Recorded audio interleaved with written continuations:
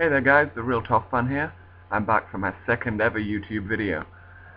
Thank you so much for all the likes, the comments, the subscribes from the last video. I know it's a bit of a sort of cliche, but likes, comments, subscribes, but they do mean a lot. And thank you for them. I had like 160 views I think on my last video. It's just, I wasn't even expecting 50, so for there to be 160, I'm pleased as heck with that. And thank you so much to all of you. Having looked at my on the internet and in the world of football and things today, there's not too much that's caught my eye. So basically today is just going to be a bit of an Olympic update as far as we are by 4:30 in the afternoon. So I woke up this morning to there being a new row in the Olympics about doping. A 16-year-old Chinese swimmer who broke the world record, broke her own record by like 5 seconds, and beat the world record by about a second. There's a doping row, people saying that when something spectacular like that happens, there's usually a reason for it, and that usually drugs could be the reason. So a big doping row, the Chinese swimmer in question pleading her innocence, but it's being thrown around that she's potentially been doping to enhance her performance. She swam the last 50 meters faster than the male equivalent in the American that won gold in the male equivalent of that race. So it could be understood as to why it might be seemed a little bit dodgy. But we have to see on the outcome of that. It'd be interesting to see, because if she has been doping, I wonder what will happen there. The gold will have to go to the silver place, and the silver to the bronze, and the bronze to the 4th place, I think. But that'd be interesting to see, so we'll see how that pans out. But that was the first thing I woke up to hear this morning when I flicked the news on, so that was an interesting start to the day, to say the least. Then one of the next things I heard was about a Korean fencer who refused to leave the fencing arena after losing, and she sat in for over an hour. The rest of the fencing program got delayed and pushed back and interrupted hugely, and she just sat there and she was in tears. It went to sudden death. It was 5-all. She was winning in sudden death, I think. Yeah, she was going to win, and then the clock ticked from 1 second to no seconds, and then they reset the clock and put a second back, and she lost 6-5 in the last second. And she refused to leave. The clock had ticked to 0. She didn't want to leave. Yeah, the clock had ticked to 0. She thought the match was over. They put it back to 1 second, and she lost 6-5 in the last second. It was a bizarre occurrence.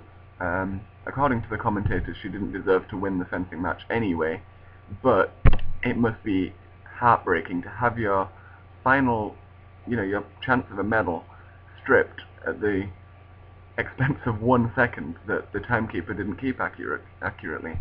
But after an hour and a bit of being sat in, she left the arena, and the fencing could continue. But it wasn't until, without that big interruption, as a Korean fencer, the fencer who couldn't be moved. So that was, again, another interesting thing to wake up to this morning that I didn't realize had happened yesterday. So another thing, following on from what I was saying yesterday about the equestrian team, they carried on today with the 3rd round of the 3-day eventing, the team 3-day eventing. And it was the show jumping today, and we finished in silver position, which is brilliant. We did really, really well to finish there. Silver medals for all 5 of our equestrian people, our jockeys, I suppose is the way of putting it. And credit to them, they did a really great job, and it's really great fun to watch. I didn't think I'd enjoy watching equestrian, but I really, really enjoyed it. So that's been quite a revelation for me, these Olympics, that something I didn't know I'd enjoy watching that I quite enjoyed, so that was good. Next thing I want to talk about is the badminton. I was just caught the end of this before I left work, and Britain lost to Guatemala in the badminton. It went to one set all, or one game all, or whatever you call it in badminton, and lost in the last game by about 3 or 4 points. Sad day for British sport when we're losing to teams like Guatemala at badminton, which is a sport we're supposed to be pretty good at. Hard to get my head around, and having watched it, the Guatemalan fell to the floor in disbelief when he won. He or she, I can't remember whether it was male or female badminton, but either way, when they won, fell straight to the floor. It was, yeah, it must have been such a shock. I don't think they'll have expected to win that. So, but credit to them, they beat us, and well played. But that's another medal opportunity lost. We're still waiting for that elusive first gold, lads, and who knows when it'll come. And as well, next thing, the tennis. Andy Murray played today at Wimbledon on centre court. The match got delayed because of rain. It took a while for the match to get going, but Andy Murray won quite cleanly in 2 sets, and got through to the next round. So hopefully he can make a charge for the gold at least. I'd like to think he'd be up there in bronze or silver at least, but hopefully if he can get into the gold, then all is well. But we'll see.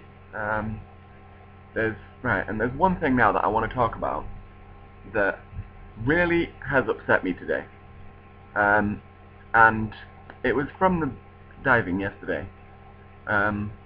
Just bear with me 1 second. From the diving yesterday, there's been an arrest over the Tom Daley, about Tom Daley. When his diving finished yesterday, I know I said that that his diving just wasn't good enough, and it wasn't. But that was his diving I was speaking of. But someone made a comment on his Twitter and said, Tom, you've let your dad down. And I don't know if you know, but Tom Daley's dad died last year of a brain tumor. And they said, you've let your dad down. It's really, really annoyed me. Is that how can someone say that to an Olympic athlete who's finished 4th in the world, saying he's let his dead dad down? It's disgusting. It's really, really upset me. And the police have since arrested someone for this, but it's just disgusting. How can someone say that to someone else? The man, oh well, I say man, he was a 17-year-old boy, swiftly tried to cover up his comments, saying, sorry, I was just disappointed, I really wanted you to win, etc., etc. But that's no excuse. That isn't any excuse for putting comments like that. The police arrested a man when Moamba collapsed for a racist comment he made on Twitter. And they've done the same thing here, and rightly so. It's disgusting. It's really not in the slightest, to say that he let his dad down when they know full well that his dad died last year. And it must be really, really bad for Tom Daley, who replied to the comment and just said something along the lines of, I tried my best and people give me this. And I totally feel for him. Totally uncredited. Yes, his diving wasn't up to scratch yesterday, but there's no need for that. I'm sorry. That's basically everything I had down for today. I'm sure there may be more things later on today that happen that warrant a bit of a talk, but I'll try and fit them into tomorrow. And I'm also hoping that tomorrow there may be some more footballing news to bring you, but today's been pretty quiet. I mean, all I've seen really on the football front today is about how West Ham haven't actually agreed a deal for Andy Carroll, as the news was suggesting this morning. But I expected that to be the case anyway. I didn't think Andy Carroll would really want to go play for West Ham. I think his heart's at Newcastle, and if he leaves Liverpool, I don't think he'll leave to go anywhere else other than Newcastle. So, as for today's video, I think that's all I really wanted to speak on. Again, thank you everyone that watched my first video, and everyone that commented and liked and subscribed. I think I got about 30 subscribers from that first video, so thank you very much.